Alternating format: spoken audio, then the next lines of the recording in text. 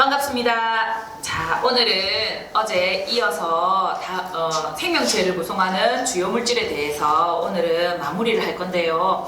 자, 어제 내용이 좀 많았죠. 어제 내용이 많았는데 편집하느라 밤새고 왔지만 오늘도 여러분이 열심히 선생님 강의를 들으면서 공부한다는 생각을 하게 되면 오늘도 또 굳이 열심히 찍도록 하겠습니다. 자, 오늘도 남은 생명체를 구성하는 주요 물질 4가지 중에서 2가지, 나머지를 알아보고 정리하고 오늘 수업을 마치도록 하겠습니다. 오늘도 잘 따라와 주세요.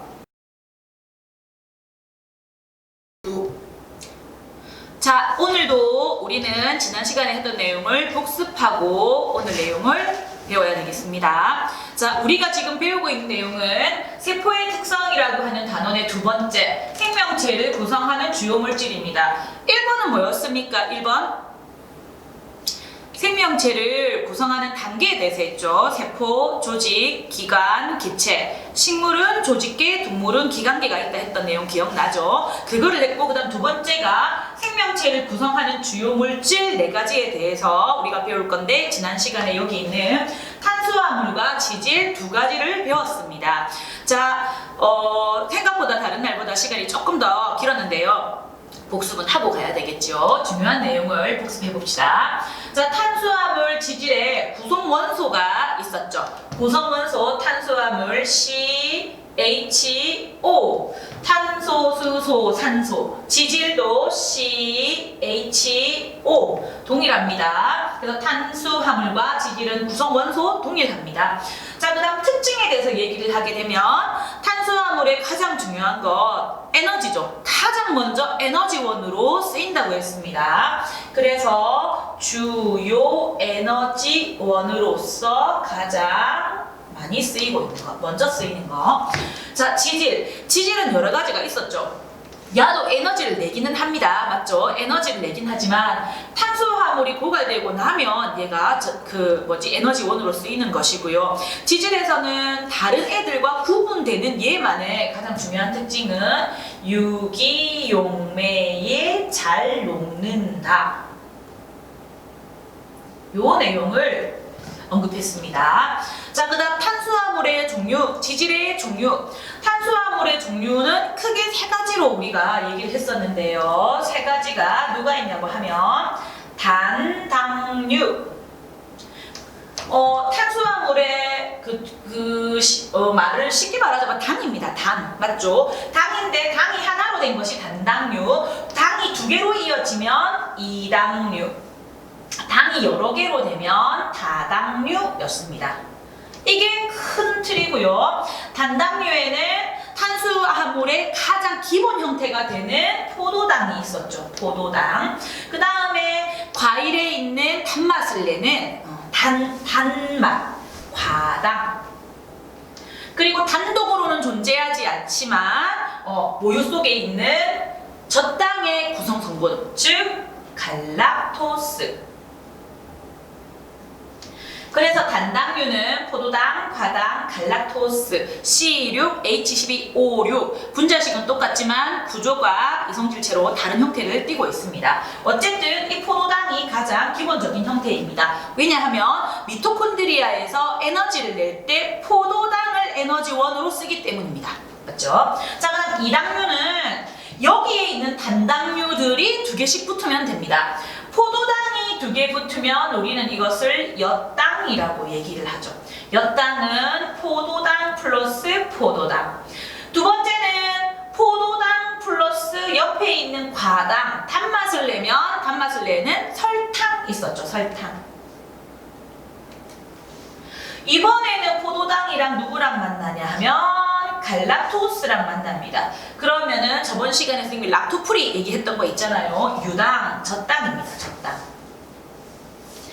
자, 그래서 엿당, 설탕, 젖당이 있으며 기본적으로 포도당을 다 가지고 있고 다른 하나가 포도당인지 과당인지 갈락토스인지에 따라서 이당류의 종류가 달라집니다. 자, 그 다음에 다당류에는 누가 있었냐고 하면 셀, 룰, 로, 오, 스.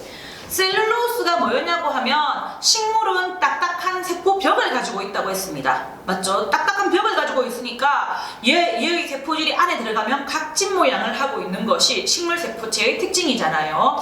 그 식물 세포의 세포벽 성분이 바로 셀룰로스가 되겠습니다. 자, 그 다음에 녹말 있었죠. 식물이 에너지를 저장하는 다당류의 형태는 녹말입니다. 그래서 녹말이 분해되어서 뭐 엿당이 되고 엿당이 분해되어서 포도당이 되고 이렇게 되니까 이게 식물의 형태. 그러니까 얘도 식물, 얘도 식물. 여기는 식물의 세포벽을 구성한다고 했고 얘는 식물의 저장 형태가 되겠습니다. 자, 그 다음에 다당류, 동물들이 포도당을 저장하는 형태는 어떤 형태였냐고 하면 글리코젠입니다. 글리코젠은 동물에서 저장하는 형태가 되겠습니다. 지난 시간에 탄수화물은 단당류, 이당류, 다당류에 대해서 알아보았고요. 그 다음에 지질 같은 경우도 세 가지의 구분을 했었죠. 우리는 지질보다 지방이라는 말에 더 익숙한 것은 이 지질의 대부분을 차지하고 있는 중성지방 때문입니다. 중성지방은 우리의 피부를 구성하고 있다. 피부를 구성한다는 말은 다른 말로 하면 피하지방, 그것을 얘기하는 겁니다. 살찌는 거 맞죠? 걔입니다. 자, 그 다음 중성지방 말고 인지질이라고 하는 애가 있었죠. 이 인지질은 바로 세포벽을 세포벽이 아니지. 여기는 세포의 막을 구성한다고 했습니다. 인지질은 특별히 친수성 머리하고 소수성 꼬리가 있다고 했죠. 설문지 문제 기억합니까? 인지질이 우리의 그 세포막을 이루고 있다 했잖아요. 그런데 우리의 세포는 안쪽도 물, 바깥쪽도 물이라고 했잖아. 그러면 친수성 머리는 괜찮지만 물을 싫어하는 소수성 꼬리가 물을 피할 수 없으니까 어떻게 한다고 했습니까? 인지질 이중충을 이루고 있다고 했지 않습니까? 친구들 답을 지금 잘 썼습니다. 선생님이 보고 있는데 잘 쓰고 있더라고요, 보니까. 그래서 세포막을 구성하는 성분이 되겠습니다.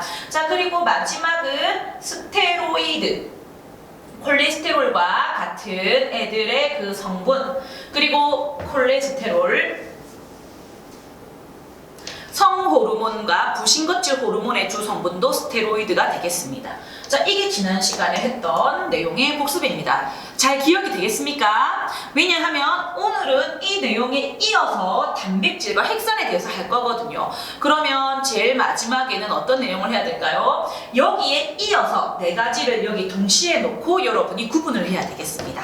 알겠죠? 앞에 내용 기억하시고 친구들이 공부 일기에 썼던 것처럼 지금부터 선생님 디테일하게 잘 외워야 되겠네요. 그렇습니다. 지금부터 밀리게 되면 나중에는 너무너무 범위가 넓어집니다. 맞죠? 네, 그렇기 때문에 여러분이 미루지 말고 생명과학 공부는 그날 기억을 잘 해두시기 바랍니다. 자, 그러면 오늘의 내용 단백질부터 가도록 하겠습니다.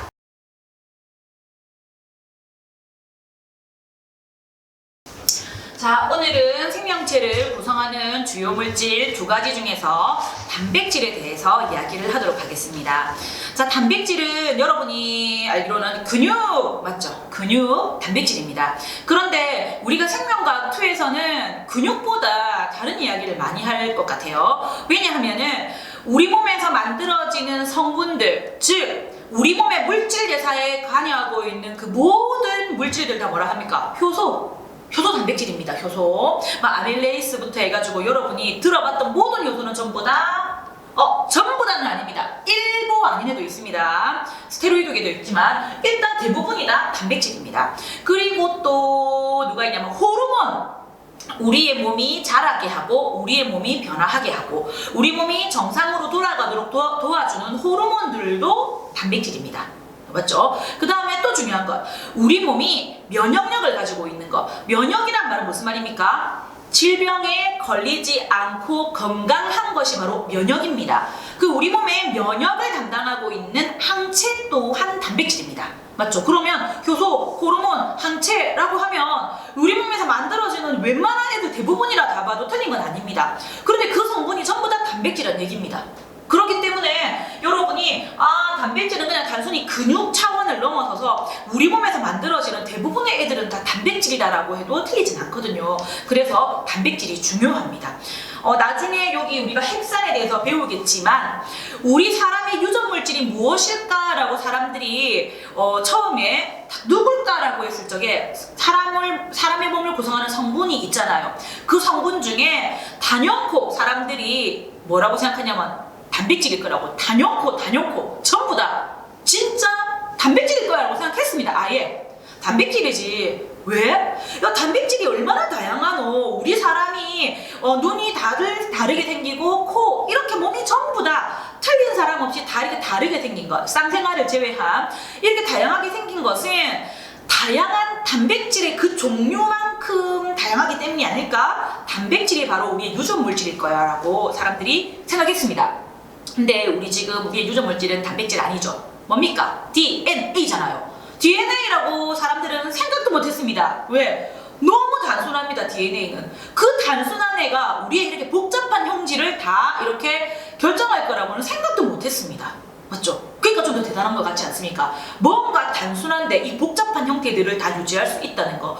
그게 바로 우리가 나중에 배울 유전자의 형질 발현 단원에서 배울 내용입니다. 그 단순한 DNA가 어떻게 이렇게 복잡하고 우리처럼 다양한 형태들을 가진 사람들을 다 만들 수 있을까에 대한 얘기를 할 거거든요. 그렇다면 우리는 그 DNA와 같은 핵산 말고 일단 그 복잡하다는 단백질은 사람들이 유전물질일 거라고 먼저 추정했던 애입니다. 걔 특징을 한번 알아봅시다. 자, 앞에 우리 탄수화물과 지질도 구성 원소를 체크했습니다. CHO, CHO 맞죠? 그러면 단백질은 누가 구성 원소이냐 하면 C와 H와 O와 N. 자, 누가 들어왔습니까? 질소가 들어왔습니다. CHO는 탄수화물도 있고 지질도 공통으로 가지고 있는 겁니다. 그런데 여기 질소가 포함되어 있기 때문에 단백질은 질소가 중요한 단서가 됩니다.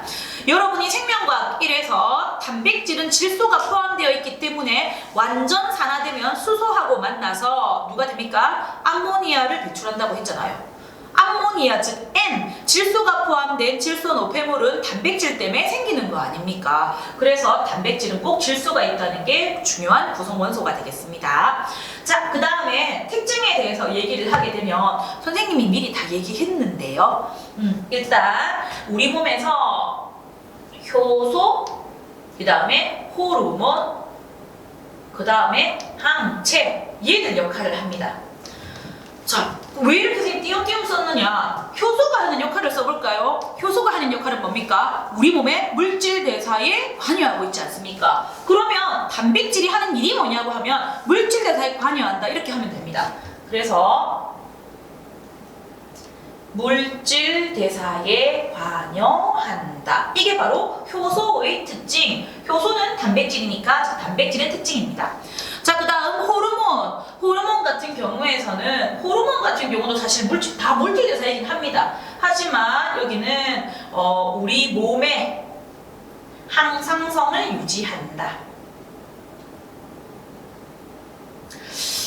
여러분 생명과학 1에서 생명체의 특징에 대한 이야기가 나오죠. 세포로 구성되어 있다부터 해가지고 6가지가 쭉 나옵니다. 맞죠? 거기에서 우리 생물은 자극에 반응하고 항상성을 유지한다고 했습니다. 그 항상성에 들어가는 애가 누구였습니까? 혈당량 조절, 체온 조절, 삼투압 조절이었지 않습니까? 걔들은 전부 다 호르몬으로서 우리 몸의 항상성을 유지하는 겁니다. 자, 그 다음 항체. 항체가 아까 뭐를 담당합니까? 우리 몸의 면역을 담당한다고 했습니다.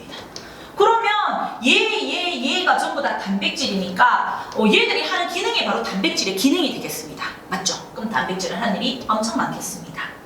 자, 그러면 앞에 우리 탄수화물과 지질은 종류를 봤잖아요. 단당류, 이당류, 다당류. 그리고 지질 같은 경우에는 중성지방, 인지질, 스테로이드를 봤잖아요. 그런데 단백질은 조금 다르게 봐야 되겠습니다. 단백질은 단백질의 기본 단위가 있습니다. 기본 단위란 말은 단백질은 큰 고분자 물질입니다. 이 고분자 물질을 이루고 있는 기본 단위. 그게 바로 누구냐고 하면은 아미노산입니다. 이 아미노산들이 결합을 해가지고 단백질을 만듭니다. 그런데 이 아미노산이 그림을 좀 그려볼게요. 이게 아미노산입니다. 얘는 동그라미 아미노산이고요. 얘는 세모 아미노산입니다. 아미노산은 20가지가 있습니다. 근데 그 20가지가 몇 개 결합하는지, 몇 개라는 말은, 자, 선생님이 좀 써볼게요. 여기 그 다음에 여기는 별 모양 만약에 20가지 쭉 다 쓰면 좋겠지만 선생님이 그냥 편의상 4개의 아미노산을 써보겠습니다. 자, 만약에 동그라미 아미노산이랑 세모 아미노산이랑 네모 아미노산이 만났습니다. 그러면 단백질 하나가 만들어집니다. 그런데 여기다가 별이 들어가고 또 세모가 들어가고 네모가 들어가면 얘랑 또 다른 단백질이 만들어집니다. 그러면 이 말은 무슨 말입니까? 아미노산의 수가 단백질의 종류를 결정하죠.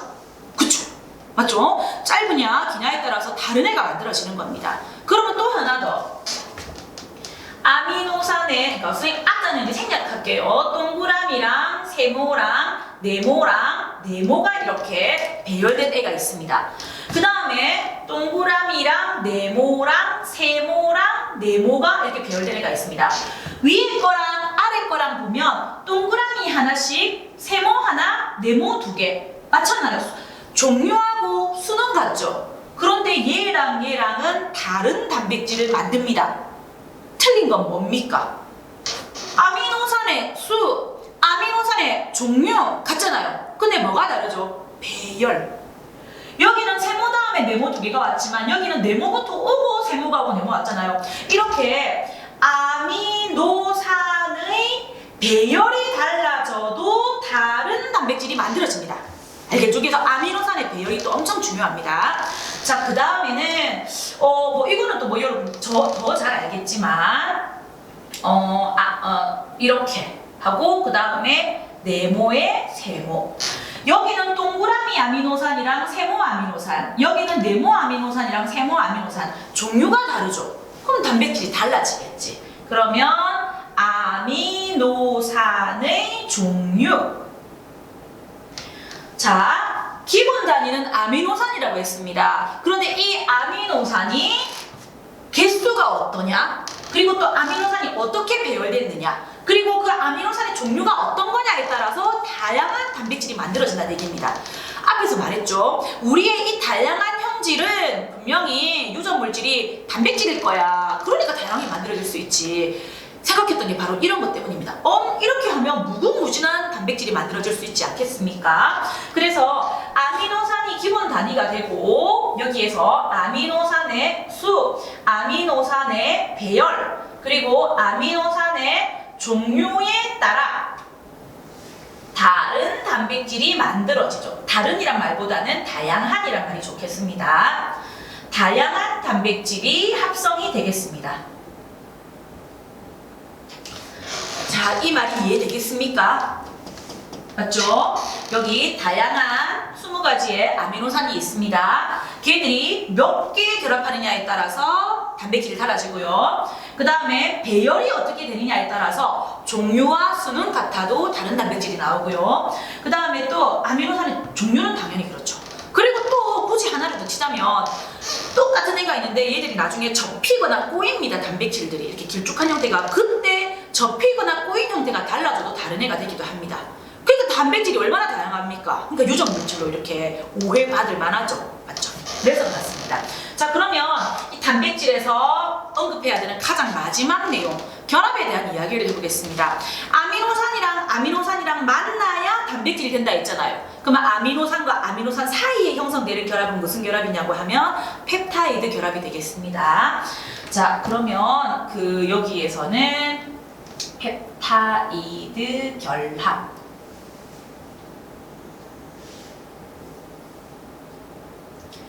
자, 펩타이드 결합에 대한 이야기를 좀 더 하게 되면, 자, 아미노산 가장 기본 형태가 어떤 형태가 되냐 하면 탄소 C를 중심으로 여기 격까지, 여기는 어떤 애가 와도 됩니다. 그럴 때는 R로 표시를 하고요.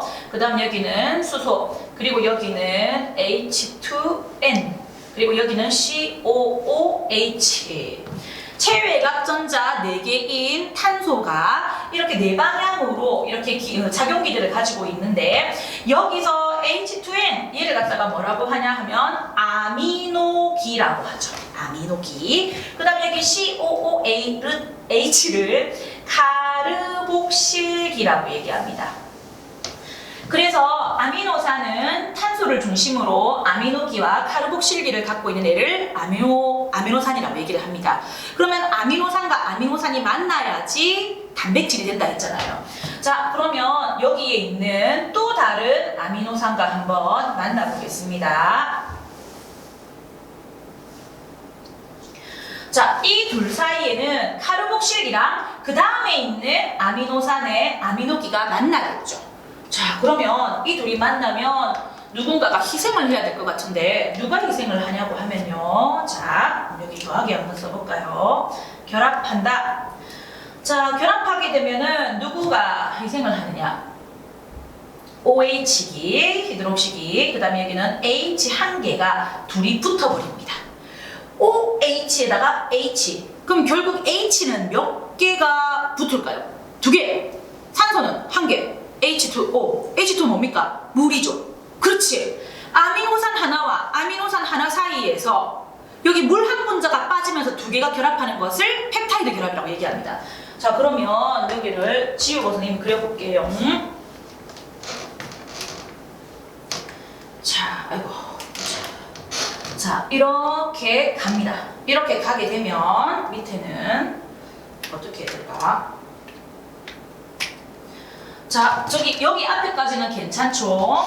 H2N, C 격까지, 그 다음에 수소, 그 다음 여기는 CO, 여기는 이중결합 해주시고요. 그 다음 여기는 N에 H가 오게 되고, 여기 H 한 개가 빠졌잖아. 그러니까 한 개는 남아있고 여기 N이 있으니까 여기는 C가 오게 되고 R1, 여기는 H에 COOH 이렇게 됩니다. 그러면은 여기 얘 카르복실기랑 여기 아미노기 사이에서 요거 둘 사이에 지금 물 한 분자가 빠져나온다고 했죠. 여기 H 하나는 여기 있는 거 한 개.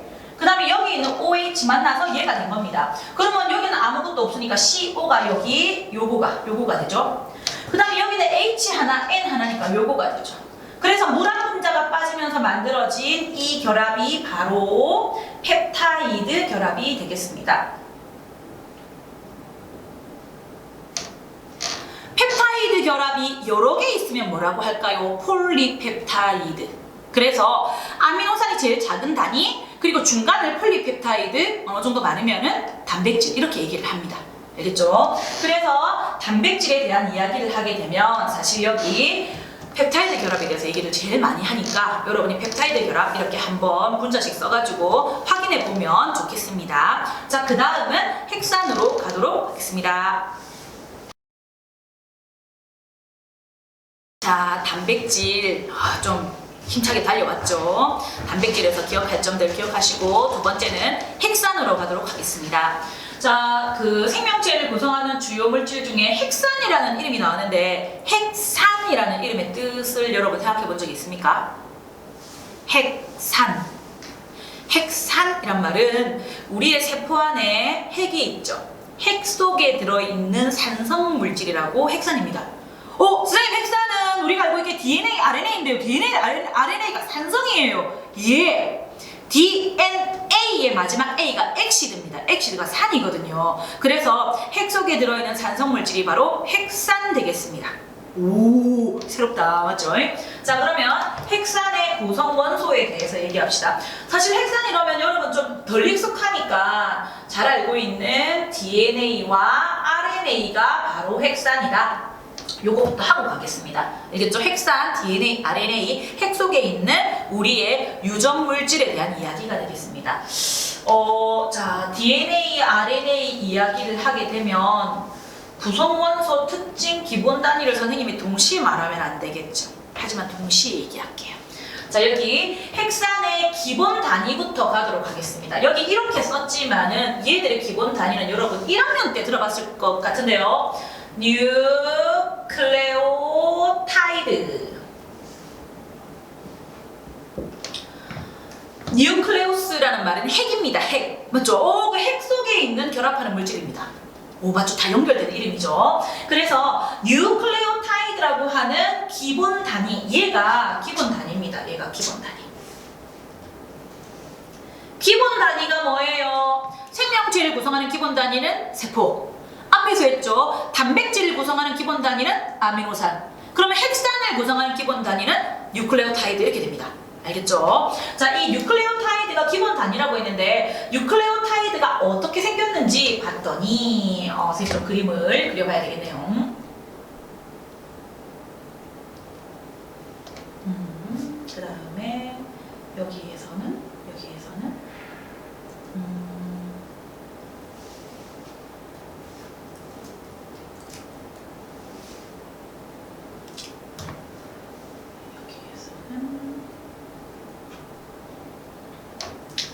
자, 요렇게 편의상 그리겠습니다.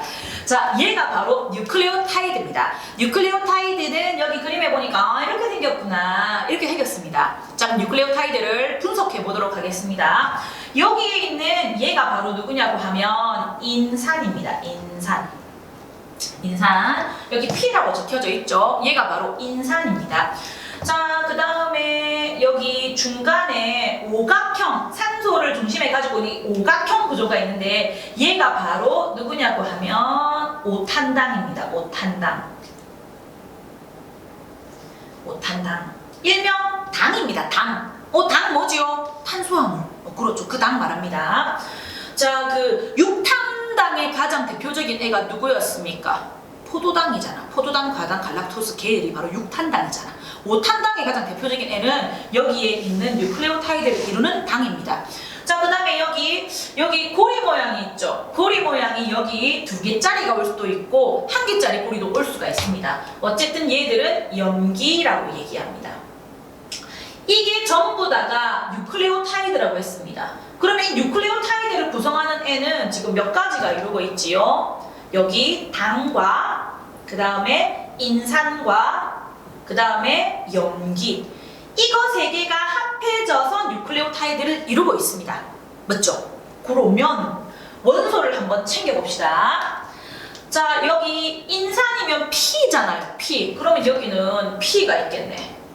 당이죠? 당이면은 우리 탄수화물로 돌아가 볼까? 탄수화물의 구성 원소는 누구였습니까? C, H, O. 그러면 당에는 C와 H와 O가 있었죠. 염기 안에도 C하고 H하고 있습니다. 근데 얘한테 가장 중요한 것은 여기 육각형, 오각형 구조에 여기에 질소들이 낑겨 있습니다. 그래서 염기에는 질소가 있다가 중요합니다. 자, 그러면 정리해 볼까요? 뉴클레오타이드가 기본 단위인데 여기를 구성하는 애는 C, H, O, N, P 이렇게 됩니다. 여기 C, H, O, N, P. 자, 앞에 우리가 배웠던 애들하고 조금 차이가 나죠. 탄수화물과 지질은 둘 다 CHO까지 가졌습니다. 그리고 좀 전에 배웠던 단백질은 질소까지 가졌죠. 그런데 핵산은 거기에 인산인 P를 더 가지고 있습니다. 맞죠? 그래서 구성원소는 얘들을 확인하면서 보시면 되고요. 특징에 대한 이야기를 해볼까? 자, 핵산에는 DNA와 RNA가 있다고 했습니다. DNA와 RNA는 선생님 어떻게 구분하는데요? 1학년 때 통합과학에서 배웠는데요. 핵산이 DNA도 있고 RNA도 있다 했습니다. 그럼 이 둘은 어떤 관계입니까? 자, 우리의 유전 정보의 본체는 누구였습니까? 알고 보니까 DNA였죠. 그럼 DNA는 우리 유전의 정보 원본입니다. 유전 정보를 저장하는 원본입니다. 그림으로 그리자면 이게 세포입니다. 그리고 핵 안에 산성물질이 염색체 형태로 이렇게 막 꼬여있는 애가 우리의 DNA라고 얘기를 했습니다. 이렇게 여기 안에 DNA가 꼬여 있습니다. DNA는 정보를 저장하고 있습니다. 그래서 특징을 얘기하게 되면 DNA 관점으로 얘기를 하게 되면 유전 정보를 저장하고 있다 이렇게 얘기를 합니다. 그런데 아까 말했던 것처럼 우리 몸에는 효소, 호르몬, 단백질, 그러니까 항체와 같은 단백질들이 엄청 많이 필요합니다. 그 단백질을 만들 때마다 유전 정보가 저장된 얘한테 가서 얘로부터 정보를 뺏겨와야 됩니다. 정보를 뺏겨와서 그 뺏긴 복사본을 갖다가 뭐라고 하느냐? RNA라고 얘기합니다. 그러면 여기 원본이 있죠. 원본을 복사했습니다. RNA로. 자, 그러면 RNA가 그 복사한 정보를 이렇게 풀어야 되잖아. 정보를 푸는 과정은 밖에 나가서 할 수 있어요. 여기 세포질에 이 정보를 풀어주는 세포 소기관이 있습니다. 리보솜이라고 하는 이 세포 소기관에 이 RNA가 이렇게 들어가게 되면 리보솜이 움직이면서 정보를 착착착착착착 해서 아미노산들을 붙여줍니다. 그래가지고 긴 단백질이 만들어지거든요. 그러면은 이 RNA라고 하는 것은 저장한다기보다는 유전 정보를 전달해주는 겁니다. 여기 안에 있는 걸 복사해서 이렇게 밖에 전달해주는 역할을 합니다. 지금 DNA가 밖에 나가면 되잖아요. 유전 정보의 원본이 밖에 나가서 손상을 입게 되면 돌연변이 생깁니다. 맞죠? 그렇기 때문에 DNA는 원본이라 절대 나갈 수 없습니다. 그래서 얘를 뺏겨 가진 그 복사본이 밖에 나가서 도와주는 애들하고 함께 단백질을 만들어주는 거거든요. 그래서 여기 DNA는 정보를 저장한다, RNA는 정보를 전달한다. 이게 바로 얘들의 기능이자 특징입니다. 자, 좀 전에 기본 단위는 했죠. 뉴클레오타이드입니다. 뉴클레오타이드. 자, 그러면 뉴클레오타이드에 대한 이야기를 조금 더 해보도록 합시다. 자, 5탄당에 대한 이야기를 할 텐데요. 자, 여기에 탄소를 보겠습니다. 탄소가 여기가 1번, 여기가 2번. 작게 보이죠? 좀 크게 쓸게. 자, 좀 전에 새로 지우고 이렇게 가서 염기, 그 다음에 이렇게 가서 인산. 이제 간단하게 이렇게 쓰겠습니다. 얘가 당. 맞죠? 당, 인산, 염기 이렇게 구분되는데요. 탄소의 번호를 매기게 되면 여기가 1번 탄소, 이 탄소 아닙니다. 산소입니다. 그 다음 여기가 2번 탄소, 여기가 3번 탄소, 여기가 4번 탄소, 여기가 5번 탄소가 있습니다. 한번 꺾입니다. 자, 그 탄소들 중에서 여기 2번 탄소 있죠? 2번 탄소가 즉 여기 있는 산소 이렇게 되어 있는 중에서 2번 탄소 부분에 H가 있기도 하고요. 2번 탄소에 여기에 OH가 있기도 합니다. 2번 탄소입니다. 여기 2번 탄소. 여기 2번 탄소. 2번 탄소에 H가 있습니다. 원래 OH 히드록시기가 있어야 되는데 O가 빠졌습니다. 산소가 빠졌다는 말을 뭐라고 하느냐? 디옥시. 되겠죠? 그럼 그냥 산소가 빠졌네. 원래 OH 있어야 됩니다. 산소가 빠졌기 때문에 2번 탄소에 H만 있으면 얘는 디옥시라는 말을 붙입니다. 되겠죠? 그리고 여기는 2번 탄소에 O가 붙어 있잖아. 완벽하잖아. 그러면 얘 같은 경우는 산소가 붙어 있어서 옥시라는 말을 씁니다. 뭐 이렇게 써도 되고. 자, 어쨌든 근데 얘는 원래 이렇게 붙어 있는 거기 때문에 얘가 원래고 얘가 빠진 거거든. 그래서 굳이 이런 말을 쓴다기보다는 그냥 두면 됩니다. 왜 쌤이 왜 그러는데요? 5탄당을 갖다가 뭐라 하느냐 하면 리보스라는 말을 씁니다. 그러면 여기 2번 탄소에 산소가 빠진 이 H를 가지고 있는 이 당의 이름은 뭐라고 부르면 됩니까? 디옥시리보스. 맞죠? 디옥시리보스. 디옥시리보스를 가진 애가 바로 DNA입니다. 여기 D가 뭐게요? 디옥시리보 뉴클레이크 엑시드입니다. 알겠죠? 뉴클레이크 엑시드는 뉴클레이크는 핵이라는 뜻이고 A는 엑시드 산이라는 뜻입니다. 그래서 여기 D의 D가 바로 2번 탄소에 산소가 빠진 당을 가지고 있는 애라는 뜻입니다. 디옥시리보 뉴클레이크 엑시드. 자, 그럼 2번은 그대로잖아. 그러면 얘는 리보스입니다. 그러면 이 OH기를 그대로 가지고 있는 이 애를 갖다가 뭐라고 하느냐? 리보 뉴클레이크 엑시드 RNA입니다. 그래서 DNA하고 RNA는 2번 탄소에 H를 가지고 있느냐, OH를 가지고 있느냐 이거에 대한 이야기가 되겠습니다. 알겠죠? 그래서 당은 DNA는 디옥시리보스를 가지고 RNA는 리보스를 가진다고 얘기를 합니다. 이해되겠죠? 자, 그 다음 인산은 그냥 같습니다. 인산은 얘기를 할 필요가 없어요. 그런데 염기에 대한 이야기를 좀 합시다. 자, 그러면 여기는 당 이렇게 쓸까? 지금 당에 대한 이야기 두 가지입니다. 2번 탄소에 대한 이야기가 되겠습니다. 자, 그렇다면 두 번째는 염기에 대한 이야기를 또 해볼 텐데, 염기는 좀 지우고 갈게요, 선생님. 여기. 자, 이번에는 염기가 되겠습니다. 자, 염기는 바로 이 유전자의 가장 중요한 정보입니다. 내가 부모를 어떻게 담고하는 그 정보가 바로 이 염기의 정보입니다. 근데 이 염기가 꼴랑 A, T, G, C, A, U, G, C 이 네 개로 결정이 됩니다. A, T, G, C를 가진 이 네 가지 종류의 염기를 가지는 애가 DNA고요. A, U, G, C 여기도 네 가지인데 얘는 RNA입니다.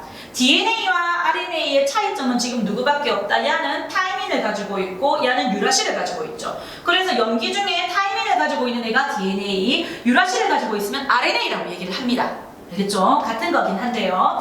그런데 이 우리가 그 유전 정보 암호라고 하는 것은 A, T, G, C, C, C, G, A, T, T 이게 네 가지가 반복되어서 이렇게 쫙 있는 그 서열이 바로 우리의 유전 암호입니다. 그 유전 암호. 그래서 염기가 중요한 거죠. 이 네 개가 어떤 조합으로 쫙 이렇게 되어 있는지 그게 바로 사람마다 다른 특징이 되는 겁니다. 자, 그런데 이 염기에 대해서 좀 기억하려고 하면은 여러분 염기가 아까 전에 우리가 염기에서 기억할 필요가 있는 것은 질소를 중간에 포함한다 그랬죠. 그리고 고리 두 개를 선생님이 그렸는데 고리를 좀 이제 먼저 그려볼게요.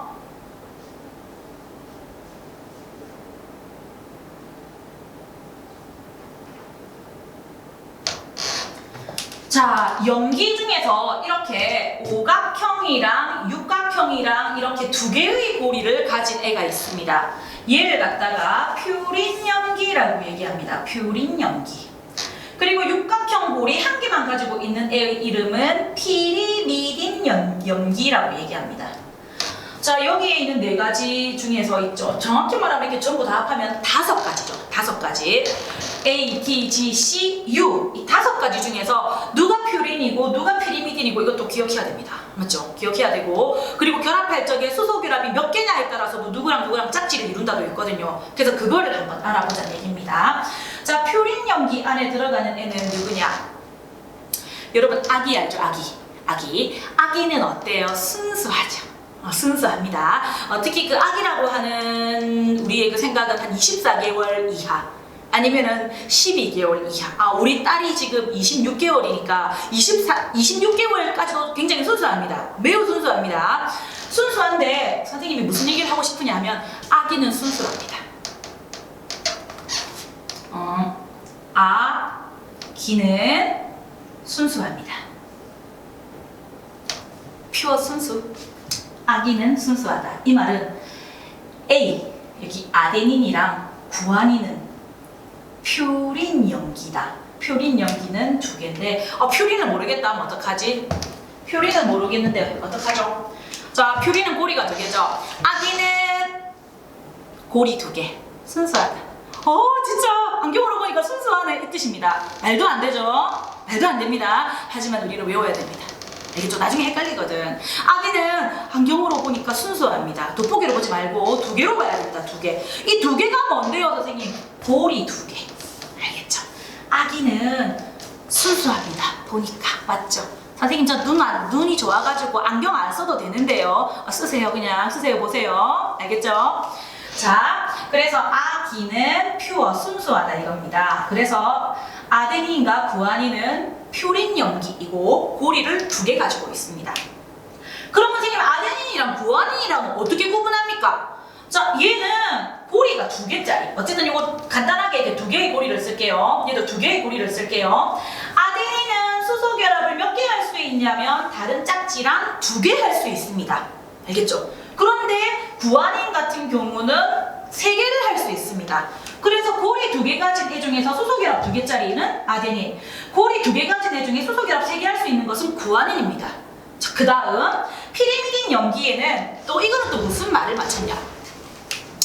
피리미딘 염기는 어떻게 했냐고 하면 또 말도 안 되긴 합니다. 피리미딘 염기는 무엇일까요? 시추 알죠? 강아지 중에 시추. 옛날에 선생님 집에 강아지를 키웠거든요. 그 강아지 이름이 맹구였습니다. 시추거든요. 그래갖고 맨날 집에 일을 저질러 놓고 막 이렇게 해서 그 녀석이 굉장히 힘들었는데 어느 날 그 녀석을 잊어버렸습니다. 잊어버려가지고 아빠랑 일주일을 동네를 헤매고 다니면서 울면서 걔를 찾았는데 결국은 못 찾았거든요. 그래서 그 이후로는 절대 저희는 동물을 집에 키우지 않기로 했습니다. 너무 마음이 힘들었거든요. 어쨌든 시추 생각을 해보면은 시추는 여러분 어떻습니까? 시추는 이렇게 항상 우리가 보기에 걔는 안 우는 것 같은데 이렇게 얼굴이 찌그러져 있잖아요. 그래서 항상 피식 웃고 있습니다. 피식.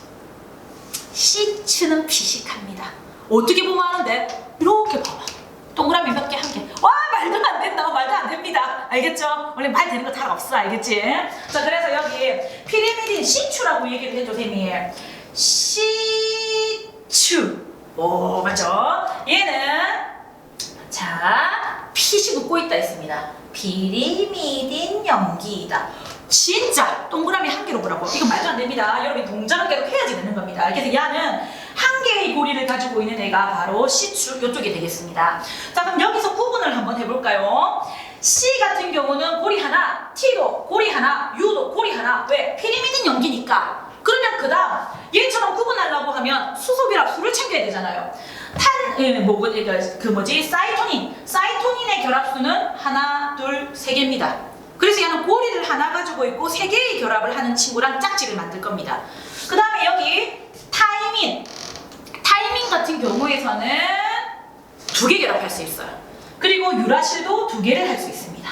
자 그러면 결론. 여기 퓨린 염기랑 피리미딘 염기가 나중에 짝을 지을 거거든요. 짝을 지을 적에 어떻게 짝을 짓겠습니까? 두 개를 가진 친구가 두 개를 가진 친구랑 만나겠죠. 그리고 또 세 개를 가진 친구는 세 개를 가진 친구가 만나겠죠. 그러면은 여기 자 A는 수소기랑 몇 개 한다고? 두 개 한다고. 그러면 여기 퓨린하고 꼭 만납니다. 여기 만날 수 없잖아 두 개. 맞죠? 세 개니까. 여기 중에서 누구랑 만날까요? 타이민이나 유라실과 만나면 됩니다. 그래서 이게 결합을 합니다. 그 다음에 여기 구아닌이 있죠. 구아닌은 수소결합이 하나, 둘, 세 개입니다. 그러면 누구랑 만날까요? 사이토닌과 만나겠죠. 맞죠? 그래서 이 내용을 좀 여러분이 기억해주면 좋겠습니다. 핵산의 내용은 요게 답니다. 더 깊이 들어갈 수도 있지만 이건 나중에 뒤에 유전자의 형질 발현 단원에 가서 더 깊이 보면 될 것 같습니다. 자 오늘 핵산 내용은 여기까지입니다. 자 오늘 단백질과 핵산에 대해서 우리가 배웠습니다. 생각보다 배울 게 많죠. 네, 뭐 알아요. 그래서 말도 안 되는 우리 또 뭐 했죠? 말도 안 되는 거 뭐였습니까? 아기는 순수하다. 그리고 시추는 와 피식 웃고 있다 이렇게 했잖아요. 이렇게 선생님이 해주는 이유가 여러분이 또 이 동작이 뭔데 이러면 또 모릅니다. 근데 계속 물어보거든요. 물어보고 문제를 풀 적에 그거를 물어보기도 하지만 문제 그 내용을 알아야 문제를 풀 수 있거든요. 맞죠?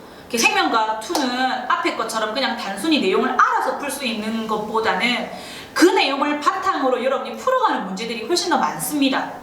그래서 사실 수능 문제를 생명과학 2를 선택하게 되면 점수는 나오나 등급은 안 나옵니다. 맞습니다. 그리고 또 의대 가보자 하는 친구들이 선택하는 경우가 많기 때문에 등급에서 많이 밀립니다. 그래서 점수 가지고는 좀 되게 많이 힘든 부분이 많은데 이 부분들 일단 우리가 내신에서 잘 다져야 되잖아요. 내신에 우리가 생각을 한다. 그리고 수능 준비하는 친구들은 당연히 요거를 바탕으로 문제를 풀어야 되니까 내신에 나온 내용들 밀리지 않고 그때그때 여러분이 열심히 잘 공부해주면 좋겠습니다. 자 오늘 했던 내용 중에서 여러분에게 기억해야 될 내용 아까 전에 말했던 아기는 퓨어 순수하다. 그리고 또 뭐가 있었죠? 시추는 피식 웃는다.